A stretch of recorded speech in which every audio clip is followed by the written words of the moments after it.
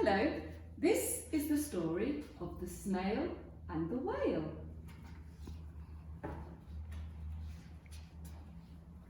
This is a tale of a tiny snail and a great big grey-blue humpback whale. This is a rock as black as soot, and this is a snail with an itchy foot. The sea snail slithered all over the rock and gazed at the sea and the ships in the dock. And as she gazed, she sniffed and sighed, "The sea is deep and the world is wide. How I long to sail," said the tiny snail. These are the other snails in the flock, who all stuck tight to the smooth black rock, and said to the snail with the itchy foot, "Be quiet, don't wriggle, sit still, stay put." But the tiny sea snail sighed and sniffed, then cried, "I've got it, I'll hitch a lift." This is the trail of the tiny snail, a silvery trail that looped and curled and said, "Lift wanted round the world." This is the whale who came out one night when the tide was high and the stars were bright. A humpback whale, immensely long, who sang to the snail a wonderful song of shimmering ice and coral caves and shooting stars and enormous waves. This is the tale of the humpback whale. He held it out of the starlit sea and said to the snail, "Come sail with me." This is the sea so wild and free that carried the whale and the snail on his tail to towering icebergs and far-off lands with fiery mountains and golden sands. These are the waves that arched and crashed, that foamed and frolicked and sprayed and splashed the tiny whale on the tail of the whale.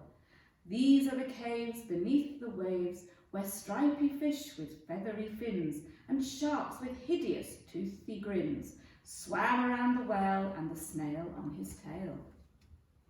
This is the sky so vast and high, sometimes sunny and blue and warm, sometimes filled with a thunderstorm, with zigzag lightning flashing and frightening the tiny whale on the tail of the whale. And she gazed at the sky, the sea, the land, the waves and the caves and the golden sand. She gazed and gazed, amazed by it all, and she said to the whale, "I feel so small." But then came the day the whale lost his way. These are the speedboats running a race, zigzagging and zooming all over the place, upsetting the whale with their ear-splitting roar, making him swim too close to the shore.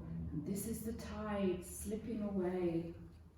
And this is the whale lying beached in a bay. "Quick, off the sand, back to sea," cried the whale.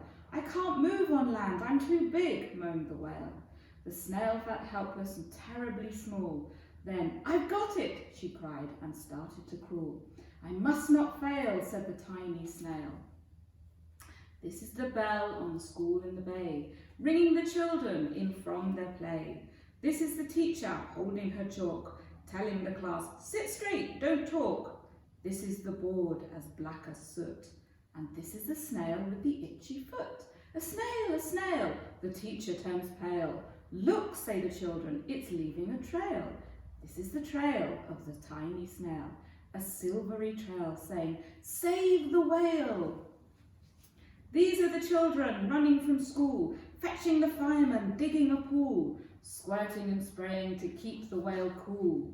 This is the tide coming into the bay, and these are the villagers shouting, "Hooray!" as the whale and the trails travel safely away. Back to the dock and the flock on the rock, who said, "How time's flown, and haven't you grown?" And the whale and the snail told their wonderful tale of shimmering ice and coral caves, and shooting stars and enormous waves, and of how the snail, so small and frail, with her looping, curly, silvery trail, saved the life of the humpback whale. Then the humpback whale held out his tail, and on crawled snail after snail after snail. And they sang to the sea as they all set sail on the tail of the grey-blue humpback whale. Thank you. Bye-bye.